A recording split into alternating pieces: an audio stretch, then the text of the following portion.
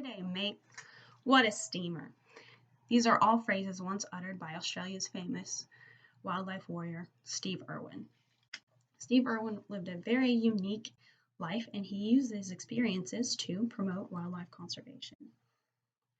As a lifelong fan of Steve Irwin, I followed his work as a child, and now as an adult, I follow his legacy. Steve Irwin was a passionate wildlife warrior and zoo owner, and in this speech I will follow his work as a zoo owner, his death, and the legacy he left behind through his children. Now let's get started. According to a 2021 article from Britannica, Steve Irwin was born in 1962 to a herpetologist and zoo owner, and this maximized his exposure to animals at a young age.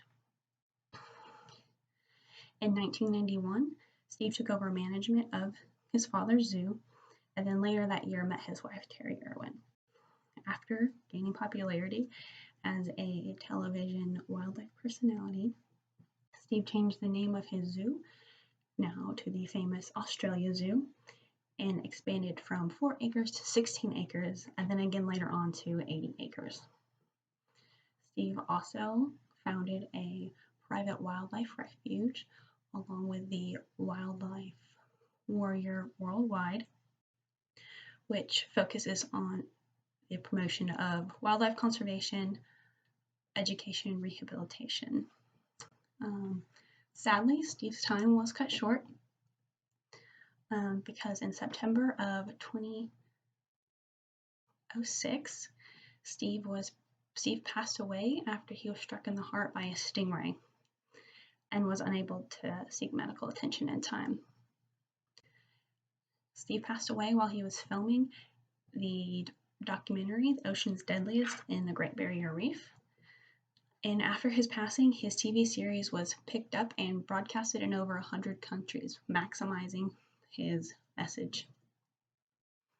Even though Steve has passed away, his legacy lives on through his wife and his 2 children, Robert Irwin and Bindi Powell.